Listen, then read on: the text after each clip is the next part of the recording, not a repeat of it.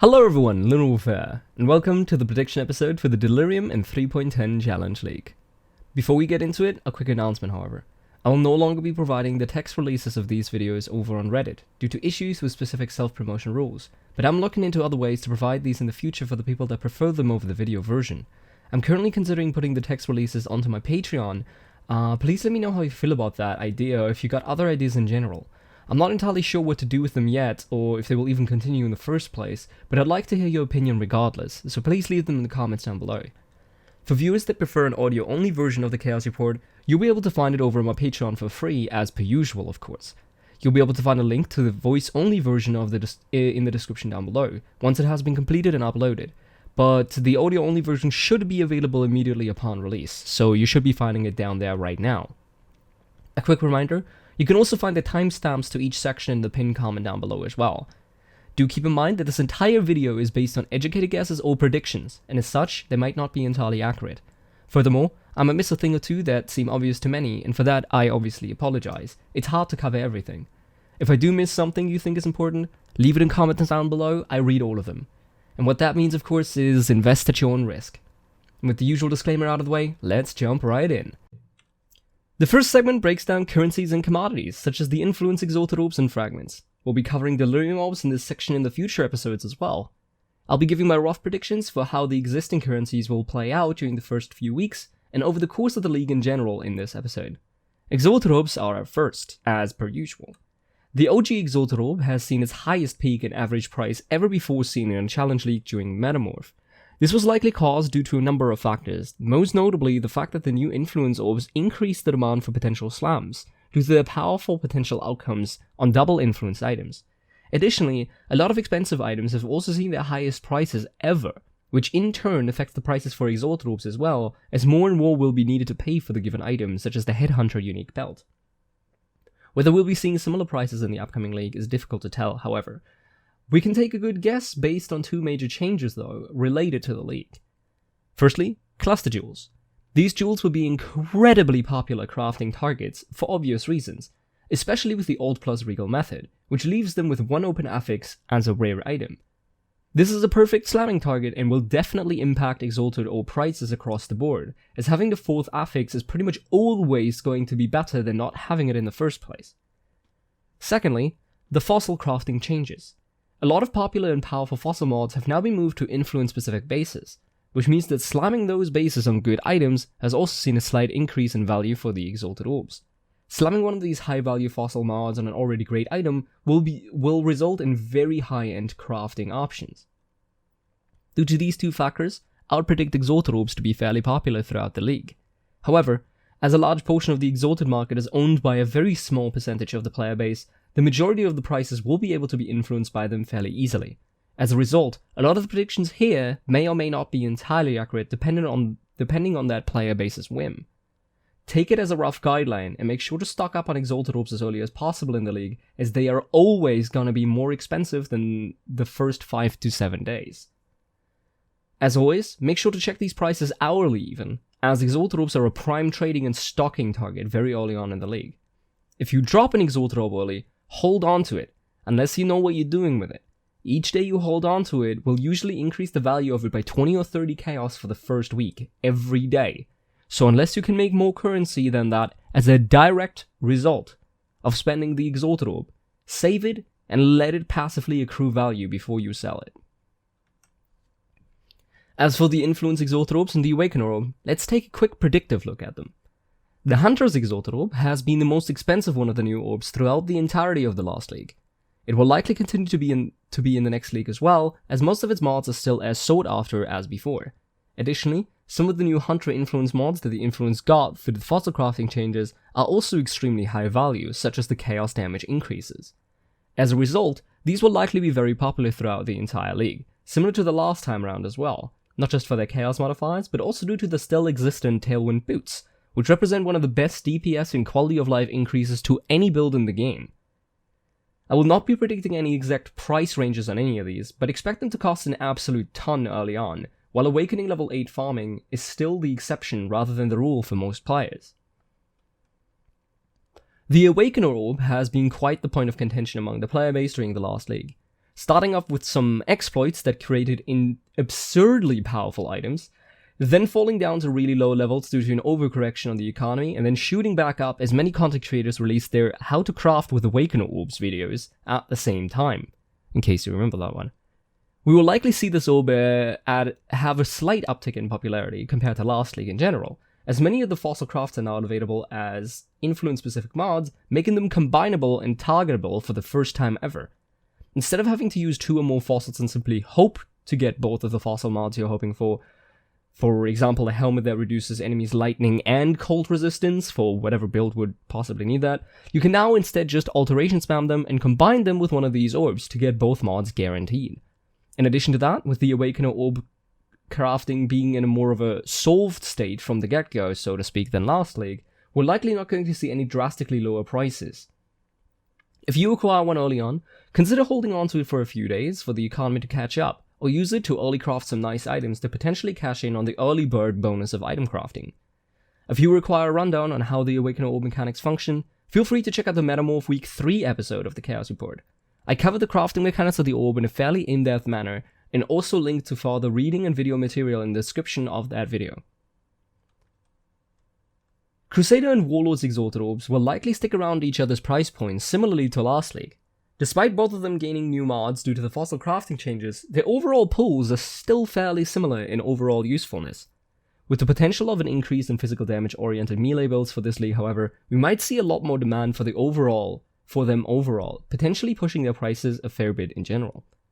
As a result, keep an eye on the early league market and meta to determine whether or not they'll be worth holding on to or selling and using them early. Lastly, the Redeemer's Exalted Orb. The Redeemer Orb has seen really turbulent price graph in the last league, as most players don't really know how to place this one yet value-wise. The Redeemer influence has, much like the other influences as well, received some additional modifiers from the fossil crafting rework. However, unlike most of the other orbs, the majority of the mods granted to it aren't exactly sought after by most builds. It follows that this orb will likely retain its comparatively low value to the other orbs. However, it still remains to be one of the best secondary influences to throw into an Awakener orb, and as such, they'll likely see a slight price influence from Awakening orb prices as well. So if they go up, these ones might go up as well. If you get one early, hold on to it for a bit and see how the price develops regarding the meta.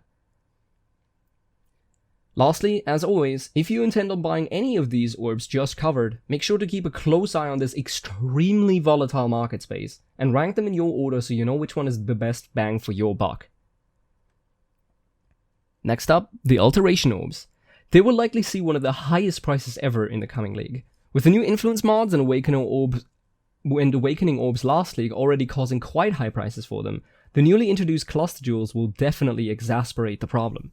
With jewels only having a total of 4 affixes, the Alteration plus Regal crafting method has proven time and time again to be the most efficient way of properly crafting jewels of any kind. The cluster jewel will of course be no different. As a direct result, we can expect Alteration Orbs to be in an incredibly high demand throughout the entire league, with no significant increase in supply due to the league mechanic. This will likely lead to overall increased prices for them comparatively to the leagues that we've seen so far. For the early league, it might be worthwhile to invest some of your currency into alterations early, as most of the time you can still pick up 10 to 20 alterations per chaos during the first week or so, before they drop down to a 9 to 1 or even lower price point. Early bulking will likely be extremely worthwhile if these predictions come to pass. This, of course, means that if you're sitting on a ton of alteration orbs, you should not sell them early, as they'll increase over time. Last on our list, as always, the Ancient Orbs. They have seen an absolutely ridiculous price last league due to the Headhunter unique belt, which is the primary target for these orbs, seeing the highest recorded price ever. This league, however, it is very likely that the Ancient Orbs will not see a huge price, as the Zana Nemesis mod, which is required to have a chance to get the Headhunter using these, is not available this league.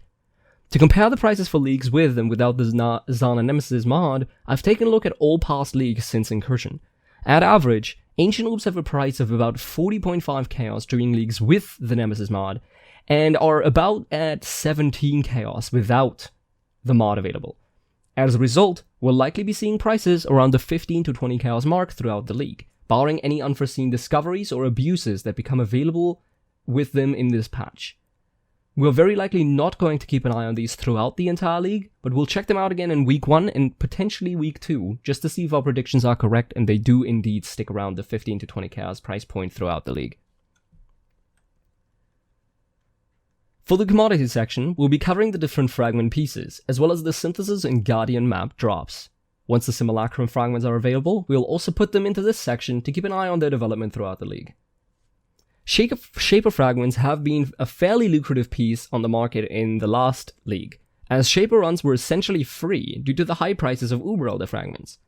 This league, we might see a drop in comparative prices to last league due to a nerf to the Solstice Vigil unique item, as well as the missing Zana Nemesis mod. The Solstice Vigil is an item primarily used to extend the duration of the Headhunter buff. With it being nerfed for that particular purpose, and the Headhunter itself being harder to acquire, there's a fairly good chance that we'll end up seeing a smaller demand for it this league.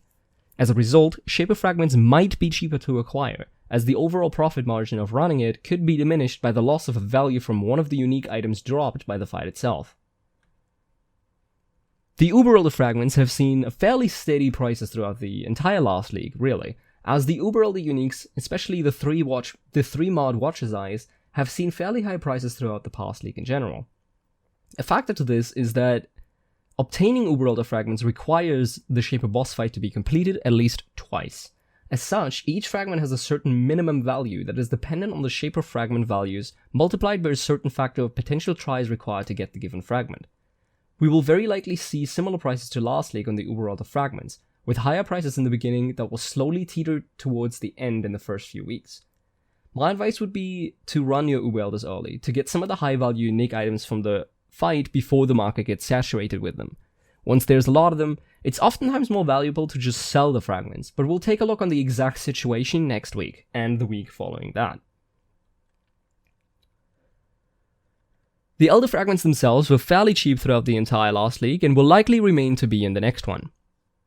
The Elder boss fight does not really drop any unique items that are still in high demand nowadays, and as such the prices are simply not going to be very high. Additionally, most of the fragments are very easy to acquire from the newly introduced Elder influenced maps granted by Zana, and as a result, cannot really be short in supply ever, once people reach the mid to high tier mapping stage of their characters. The best item you will find in this encounter is the double mod Watcher's Eye. The best advice for this one is to sell it unidentified. You can usually sell it for a few Exalt orbs and let someone else identify it for you. That way you get a guaranteed cash out rather than identifying a terrible eye, which is what happens most of the time anyway. Lastly, the synthesis unique maps might see an increase in prices, as I'll cover in the next section, when we take a look at our unique item predictions, as they play a direct role in the prices for these maps. The Cortex, on the other hand, will likely continue to be the most expensive map in the entire game due to the incredible drops it can provide in the Bottled Faith and the Baloney's mechanism. As such, make sure to properly check your Zana store on the regular, as she can sell this map for cheap to you, which will then allow you to either run it, if you're strong enough, or sell it for a pretty penny to other players that want to try their luck at a Bottled Faith drop. With those currencies and commodities covered, let's move on to our unique item watch list. I'll be listing a few unique items that you might not have considered thinking about when you thought about what unique items might become worthwhile in the Delirium League. I'm purposely trying to avoid the most high visibility uniques, as those don't really need any shoutouts for you to know that they'll be expensive as always. One example would be like the Bottled Faith or the Headhunter. So here goes. First up on the list, the Synthesis Herald Rings. With the addition of the cluster jewels, there are a lot of Herald increasing notables now. It is very likely that many of those might become fairly popular either as secondary or primary choices for the jewel affixes, and as such, they will work incredibly well in combination with the Synthesis unique Herald Rings. These rings were already extremely popular in past leagues, rarely dipping below the 1 Exalted Orb price, no matter what Herald. This league, however, we might see them in even higher demand, simply due to the increased effects for all Heralds thanks to the cluster jewels. As a result, keep an eye on these early on and make sure to run your Synthesis unique maps, which will likely be more expensive than usual. The Void Fletcher unique quiver is next up on the list, just like last league. This quiver was really popular throughout the entirety of the last league, even though there weren't as many bow builds as anticipated. This league, there were a ton of buffs for bow builds. One in specific, the addition of a +2 to arrows fired modifier, will be greatly beneficial to every bow build using a Void Fletcher. With the unique item also being locked behind the Uber Elder boss fight we mentioned earlier, it will likely hover in the upper 10 to 15 most expensive unique items area again, as it did for the majority of last league. If you get one early, same tips as last league apply. If you're a bow build, you can use it to easily farm more of them, and if you're not, you got the option of taking a quick sell or risking it all for a quick bit more profit by corrupting it and trying to remove the piercing implicit. This will usually net you about 5 to 6 extra exalts depending on the corruption implicit received. Another unique that could see a huge increase in popularity is the Cold Iron Poit. With the rework of Awakened Weapon and the addition of the physical tag, a lot of players are considering this ability as their starter or main build for the league. With the physical tag being added, the Cold Iron Points will be incredibly potent to be used in conjunction with this ability, as not only do increased levels up the damage each weapon deals, but also increases the amount of awakened weapons you can have at any given time, essentially multiplicatively increasing your damage. The Cold Iron Points are usually already fairly popular during the league start, going for around 40 or 50 chaos until the supply starts outstripping the demand and then falling to around 5 chaos. This league, however, we could see them being a lot more popular if the current Reddit and Discord atmosphere is anything to go by. Keep an eye on them. A unique that hasn't seen much use in the past league has seen a major rework. The Yannis Fist is now an actual usable glove, not just for the skill it grants, but also in general for lightning damage based ES builds.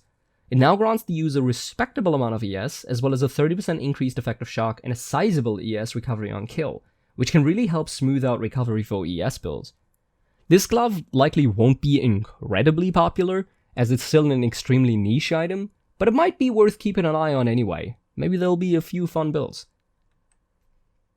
Another reworked unique is the Crown of Eyes. This one got a 50% effectiveness buff, which is fairly substantial considering that it was already a very powerful unique item in the right builds and situations.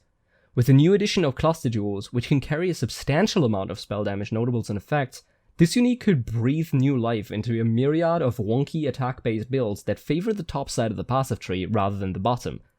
While again, this one will likely not be incredibly expensive, it might still be worth keeping an eye on. I'm so funny. The Chain of Command are the last unique item on our list of interesting uniques for this league start. With the advent of Awakened Weapons being a popular build archetype, we cannot get around mentioning the Awakened skill chest piece. It was updated to work with a new version of the skill, so it will be fairly powerful if the preliminary calculations are anything to go by. Depending on how many players decide to play Awakened Weapon, and how many of them decide to pick this one up, it might see an uptick in demand and prices. Of course, as mentioned before, outside of the uniques mentioned here, there are a ton of unique items that will be extremely worthwhile and popular during the first leagues. However, I won't be listing them all here, because otherwise this video will end up being something like 3 hours long or something like that. So, just be happy with those ones, okay? Now, moving on to our third segment for this video, the meta predictions. Last league, we have seen a majority population of necromancers and summoners in general. GGG set out to fix this in 3.10 with a couple of light nerfs to specific summoner skills as well as a direct hit to the necromancer ascendancy. From what it seems like so far, based on patch notes released last night, these changes should not impact the summoner population much, if at all. They were extremely light, comparatively to how strong summoners were originally, and as a result, most summoner builds will probably play exactly the same with the same amount of investment. They will still represent the easiest choice to have an easy league start due to their inherent power. A skill to keep an eye on this time and around will be the Blade Vortex as well as the Awakened Weapon mentioned earlier. With the new blade mechanics, these two skills could see a large soar in popularity. Especially Awakened Weapon has been claimed by many people in the multitudes of communities that I'm a part of, so we can assume at least a decent popularity for it and focus our attention on it more intently when it comes to crafting. Another ridiculously popular ability in 3.10 was Cyclone. GGG, on the other hand, loves Cyclone, and Cyclone will never ever see any substantial nerfs. There were also some extremely powerful channeling related Cluster Jewels notables added, which makes Cyclone even more attractive of a proposition than it already was for most players. Cast while channeling, cast on crit, and Impale Cyclone will likely still be among the most popular builds in the entirety of Delirium League. One last potential rise, however, could be Impale-based champion characters in general. With a melee or ranged, both will heavily benefit from the newly revealed Deep Cuts notable found on cluster jewels, which allow you to stack one additional impale on an enemy. This is an insanely powerful buff to any impale build and will be a best in slot as well as a must-have for any of them. As a result, keep an eye out for these jewels. That notable alone will likely be worth a pretty penny. As for the Atlas predictions, there are a ton of changes, but we will have to see how they affect the overall strategies developed in the next league. One thing of note, however, is that we might get the preferred map system mentioned in the recent Baycast episode by the release or about a week into the release through a patch, which will allow players to choose 1 to 3 maps in each sector to be considered preferred by the loot table. This will increase their respective drop chance. You can prefer a map multiple times, so if you stack all 3 prefers onto a singular map, you will likely be able to return to the old days of perma-running an individual layout with minimal trading required. As this is not a feature yet confirmed for release, I will hold off on any Atlas predictions, as the introduction of the system will cause a heavy change in the overall strategies employed last league. One thing of note, however, is that maps that are linear will be extremely preferred by the majority of the player base for this league, as the Delirium mechanic does not travel with the player, but rather move independently over the map. It is more akin to a wave going from left to right to left, top to bottom, or bottom to right, than something like Breach, for example, would be, where it's more of a circle that goes out from the player. As such, maps like Primordial Blocks, Carcass, and Cells will be terrible for the league mechanic, and making the best use of it. Maps that could be preferred, on the other hand, are fan favorites such as Beach, Strand, Dark Forest, Lair, or Jungle Forest. We do not know how the Delirium mechanic interacts with multi-stage maps yet, such as Burial Chambers or Tower, so these popular maps will have to be tested once the league is live and evaluated on a layout-to-layout basis. I'll likely be giving you updates on that next week.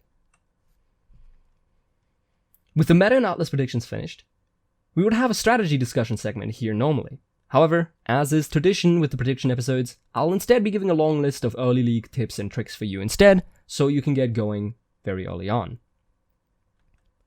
The Chaos Recipe. As per usual, the Chaos Recipe will be your number one moneymaker early on if you're a fast leveler. While it becomes fairly useless over the course of the first few days, during the early league times, this recipe alone can make you multiple dozen exalts if done right. Once you reach the Blood Aqueduct, you can start putting together Chaos Recipes with the rares dropped there. Considering that most Exalted Orbs early on cost about 20 to 30 Chaos, if you're fast, you can easily get 1 Exalt for every 10 to 12 hand-ins. Sell extra maps. Especially during the beginning of a league, people will try to finish their Atlas as fast as possible. Oftentimes they won't mind paying horrendous prices for the one map they require to finish a sector. As such, once you've gained the bonus objective on any given map, just sell the rest of them immediately. The prices will drop drastically over the first few days, so the earlier you sell your access, the more currency you can make on them. Resist amulets and rings. Early on, these jewelry items in particular are ridiculously worthwhile to identify and sell, as everyone will require a decent amount of resists right after they're done leveling. They sell like hot cakes and are often worth 20 plus chaos for any decent total resists roll above 100%. Problem solvers. These are good throughout the entire league, but especially early on.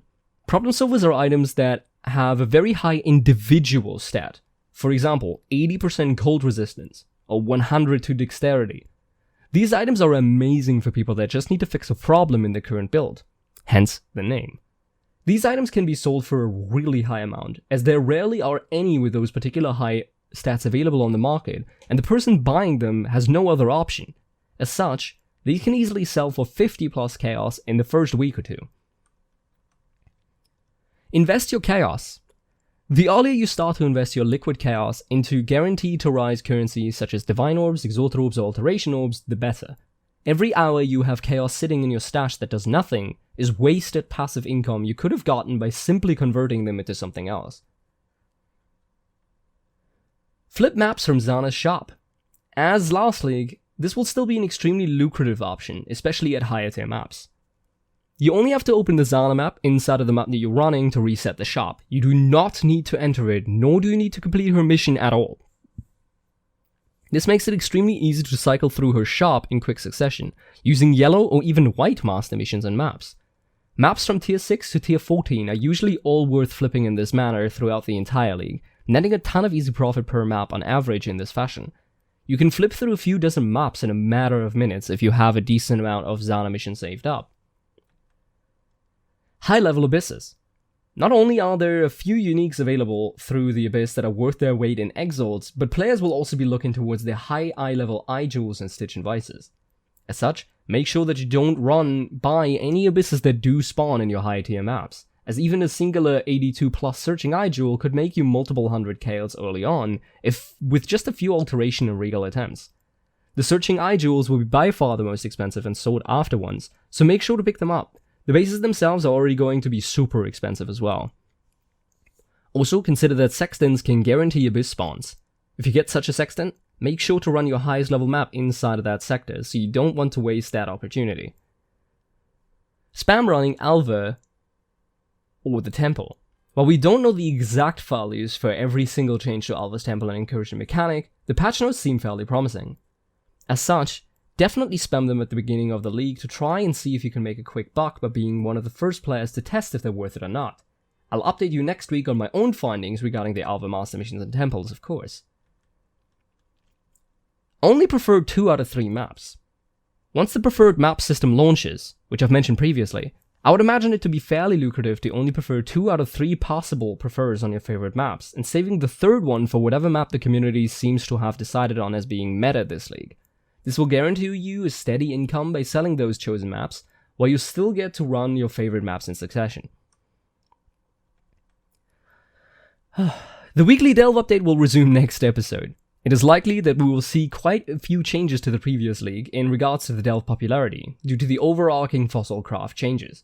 But that remains to be seen, and I'll update you in next week's episode, which will also likely cover the Delirium League mechanic and how to properly use it to the best of your ability.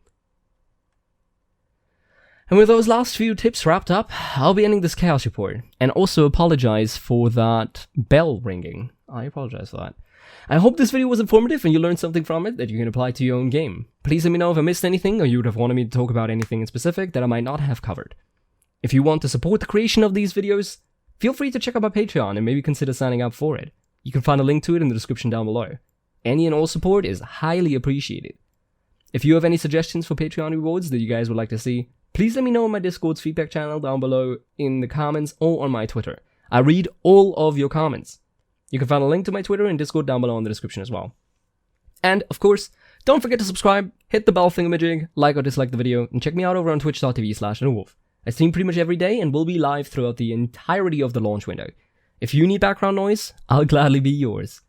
Also, I'm doing a giveaway at the end of the league launch stream that anybody can join for an Elder Darkseer supporter pack.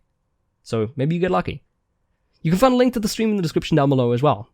And with that, thanks for watching, and keep farming those Exiles.